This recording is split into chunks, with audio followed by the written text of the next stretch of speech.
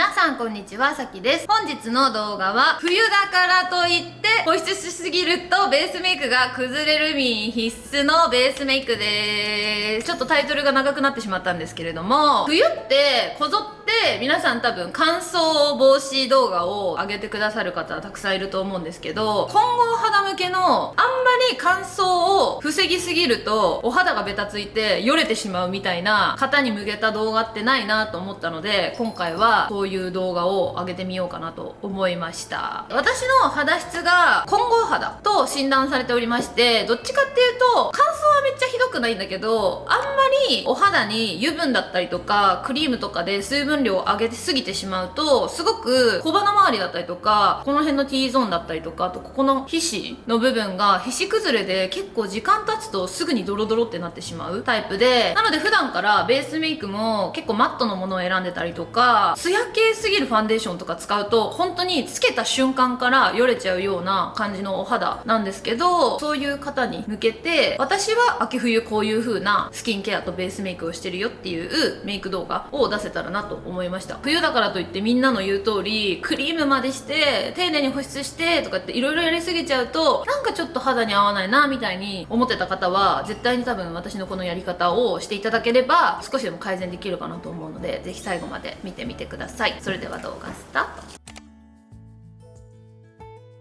ではスキンケアからしていきたいと思います。まず一番最初に使うのがこちらになります。これは最近いただいたやつなんですけど、ちょっと読み方わかんないんですけど、なんか最近エスパーのジゼルちゃんがモデルをやっているヒアルロン酸配合のパック。朝は必ずパックをするようにしてるんですけど、薄いこういう感じのやつで、なんか本格的なパックやっちゃうと結構顔がベタベタしちゃうので、私はいつもこういうのを使ってます。これが結構こういう大きいシートになってるんですけど、こういう感じでお肌にベタベタつけていく。たまたまこれヒアルロン酸配合のちょっと保湿に特化したやつだったんですけど、歯科とか鎮静効果が入ってる赤みを消してくれるやつとか、肌を冷たくして赤みを抑えるみたいなやつをいつも適当に買うんですけど、これも使ってみてさっぱりしてて、あんまりこうよれたりとかするぐらいの保湿力っていう感じでもなかったんで、ちょうどいいっていう感じでした。とにかく朝は保湿をします。私いつもでもだいたいこことお鼻やるか T ゾーンほんとよっぽど乾燥してる時はやるんですけど、基本的にはここの頬周りをだいたいこういう感じでやってます。これの説明には3分から5分って書いてあるんですけど、私はだいたい朝起きて顔だけお湯で洗った後に3分から5分ぐらいなんかちょっと支度しながらペペって貼ってそのまま過ごしてるっていう感じになります。パックをするのとしないのとだとお肌のきめ細かさも全然違うし、これは夏でも必ずやってることなんですけど、これで乾燥がもっとひどい人はこれにプラスしてちょっとモイスチャー効果が高いものとかを使うといいのかなと思います。これも結構ね水分量というかすごいね潤いがすごいのでとってもおすすめです。パックを取りました。大体いつもはこれをなじませながらちょっと時間を置いてみます。で時間ある時は美顔器やったりとかするんですけど、でも本当に美顔器やるのもたまにくらい。多分ねここの赤みが結構取れてくるかなっていう感じ。次に使うのがこちらのドクターシーラボ化粧水です。朝と夜で分けるんですけど、朝はビタミン C が入ってるものを使います。で本当に少しだけ。私本当に朝めちゃめちゃケアしすぎたりとか塗りすぎると本当にベタつくので、基本的にねオフィスでメイクすることが多くて、家で自宅でそのままスキンケアしてそのまんまメイクすることがほとんどなくて、なので結構時間を置いた後にメイクするので、これを塗ってすぐメイクしちゃうと、これも結構軽め、どっちかっていうと軽めなタイプなんですけど、すぐメイクしちゃうとよれちゃうので、なるべく時間を置いてからにします。ビタミン C 系のものを朝塗るのが一番多分美白ケアにもすごくいいかなと思うので、朝はビタミン C のものを使うようにしてます。でその後に使うのがこちらのキールズ。これもビタミン C ホワイトエッセンス美白系のやつです。私朝いつも使ってる。前までは夜使ってたんですけど、朝使う方がなんかお肌が元気になるような気がして、これをこのくらい、ほんとワンプッシュもいかないくらい、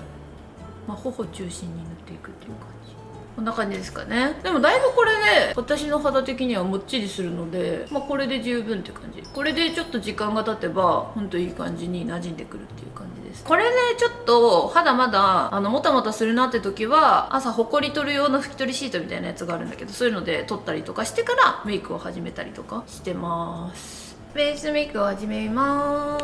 す。セルフの下地です。そんなにベースメイクの中身は変わらないんだけど、塗り方が変わるくらい。セミマットタイプの下地とか、ちょっとこうパサッとするような下地とか、そのベースメイク系は多分秋冬はあんまり使わないかなっていう感じです。セレブのこのタイプは夏でも全然平気だし、冬とかでも結構潤いがあるというか、スーッと伸びるタイプのものなので、全然ねあんまシーズンレスに使えるんだけど、テクスチャーが硬めのものとか使うと目の小じわとかに入ってきたりとか、一部カサッとするっていう感じになるので、あんまり使わないようにしてます。だからプライマーとかもあんまり冬はおすすめしないかなって感じ。私と同じ肌の人は本当に伸びがいいものを少量ずつ少しずつつけていくっていうか。なんか正直でもね、冬でなんかちょっと朝起きてコンディション悪いな肌のみたいな時は、これにパウダーぐらいで済ませたりとかする。ファンデーションを無理に塗ろうとすると肌が乾燥するというか、なんか痛い感じになるので、なるべくお肌に合わせてその日で選んだんだ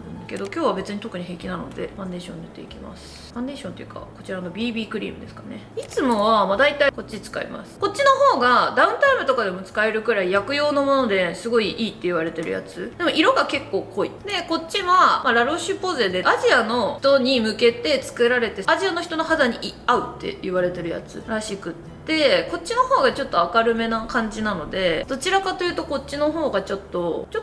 潤う感じかな。これも出すのはこのくらいです。結構ね伸びがかなりいいので、少量でも全然。だいたいこの小鼻周りと口元がある程度カバーできればいいかなって感じなので、すごい参考にならなくて申し訳ないんだけど、なんかどっちかっていうとメイクで乾燥とか秋冬の対策に向けてしてることってそこまで大きいことでないんだけど、逆に私普段の生活から水を毎日2リットル飲むようにしてたりとか、やっぱり水分量って何から作られるのって内側から作られるから、食べるもの飲むものっていうものとかにすごい気を使ってるかなっていう感じだから、いくらスキンケアで保湿してても外側から入れてるだけだから、内側から出るものじゃないから、どんだけ外側をクリーム塗ろうがなんだろうが、飲むものがお茶だったりとかコーラだったりとか、ちゃんとしたお水っていうのをちゃんと取れてなかったら全然保湿につながらないし、あとはなんか食べるものとかもフルーツとか水分量多かったりとかするから、お菓子とか食べるんだったらフルーツ食べたりとかした方がいいと思うし、ちょっと果糖が多いから何とも言えないけど、あと暖房、自分のお家で暖房は365日どの季節でも必ずつけないっていうのとか、冷房もつけないです私。ドライつけたとしても。だから冬とかも暖房じゃなくて床暖でちょっと暖を取ってたりとか、あと半身浴してる時とかもお肌乾燥してピリピリしないようにアイクリームみたいなのつけた状態で半身浴してたりとか、なんかそういうところで結構乾燥とか水分量を保つケアはしてるかもしれない。よく年齢上がっていくと乾燥するっていうんだけど、あんまり未だそこは感じたことないかな。なんかやっぱり生活習慣が大事なのかなっていう気がする。一番こんな感じですかね。続いてこちらのパウダー、セレブのパウダーです。これはとにかく冬でも乾燥しないです。これはセレブだから言ってるとかじゃなくて、宣伝とかじゃなくてマジで一生乾燥しないので、とってもおすすめです。職場で暖房が必ずついちゃってるとか、私も普段お家ではつけないものの、職場だったりとか行くスタジオだったりとかが結構こう寒かったりとかするので暖房つけてもらうこと多いんですけど、そういう時でも全然乾燥しない。こういうので固めれば固めるほどどんどんここら辺だったりとか内側からどんどんこう乾燥していくので、パウダーは本当に使うものを選んだ方がいいかなっていう感じ。カバー力じゃなくっていかに柔らかいか、私は粒子細かいものの方が乾燥しないなっていう印象で、これはシリカパウダーが配合されてて、それこそ粒子が細かいので普通のパウダーよりも割と綺麗に少量で密着してくれるっていう感じです。あとはお筆でやっていただいた方がどちらかというと冬的には少量でついていいかなと小鼻周りと T ゾーンと、夏は多分結構しっかりめにやった方がいいんだけど、顔の内側からよれるだけなので、内側をここら辺をカバーしてあげれれば、ここら辺は潤いを保ったまま特に何も塗らずにしっかりとカバーできるので、夏よりも少量で済む気がする。でこんな感じでベースメイクが終わりました。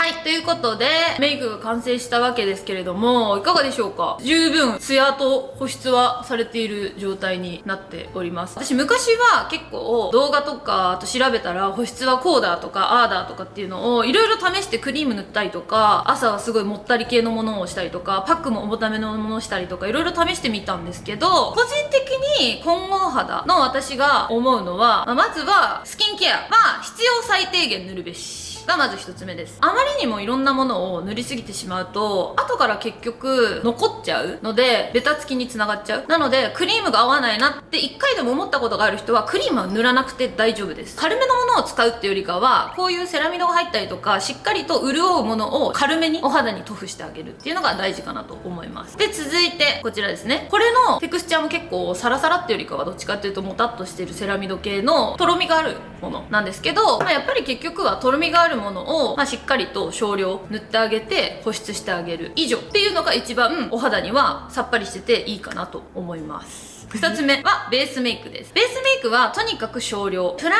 マーだったりとか、少しでも毛羽立つようなものとか伸びが悪いものは使わないようにしてます。とにかく伸びが良くって少量でも肌なじみが良くてカバーされるものを使うべしっていう感じです。ファンデーションもお肌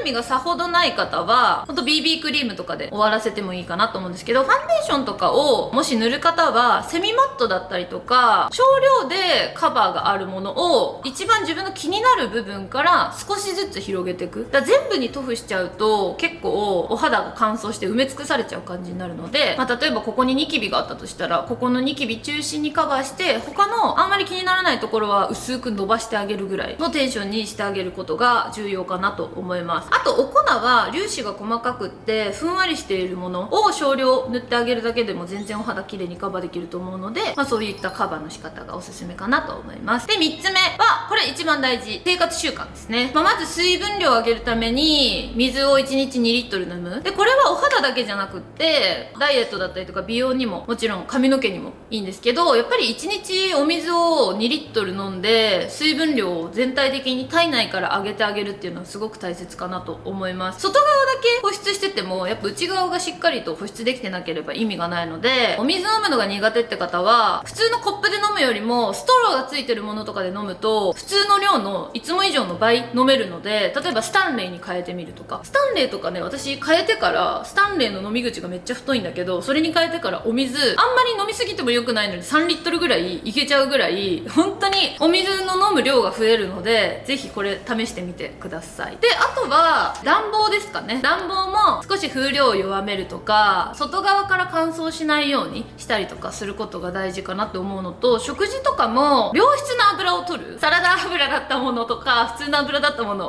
をオリーブオイルに変えるだけでも全然違うと思うし、うちに入れるものっていうのを気をつけてあげると少し変わるのかなと思います。あとはでもお風呂入ってる間とかも目の小じわのところとかに乾燥しないようにアイクリームをつけたまま半身浴をしてみたりとか、そういうこともすごい大事なのかなと思います。朝軽い分夜のスキンケアをしっかりとしてあげて、肌の油分をある程度キープしたまま次の日を迎えるっていうのが結構大事かなと思います。なので朝は本当に一番最初にしたスキンケアの前って私洗顔料は塗らなくって余計な油分が取れちゃうので、私は不必要な油だけを取るために温かいぬるま湯でお顔をパシャパシャ洗って洗顔はしないようにしてます。逆に洗顔しちゃうと本当にクリームが必須なくらいお肌が突っ張っちゃうので、朝はぬるま湯でケアをしてその後からスキンケアスタートっていう感じにしてます。でもこれをしてから私結構本当にここら辺のひび割れだったりとか冬になるとこうたりとかすると小じわみたいなところがやっぱり年齢とともにシワが増えてきた分そこに入り込んだりとかするんですけど、そういうのが結構なくなったかなって思います。あと結構ファンデーションの量とかも少なくしても大丈夫になったりとか、いいことがたくさんあったので、これ本当に32年間いろんなこと試して一番私の肌には適しててよかったかなと思うことだったので、今までいろんな乾燥防止動画見てもちょっとなんかあんまりちょっと違うな、しっくりこないなって思った方は一度試してみてほしいなと思います。こういう混合肌系、保湿をしすぎないが良しとするような動画ってあんまり本当に世に出てなかったので、なんでだろうなって思いつつ、本当に私が実践してよかったなと思うことだけをちょっと今発信してみたんですけれども、良かったなと思う方と、むしろこういうのもやってみた方が良かったよみたいなのがあればぜひコメント欄にお待ちしてます。ということで本日も最後までご視聴ありがとうございました。よかったらチャンネル登録とグッドボタンお待ちしてます。バイバイ。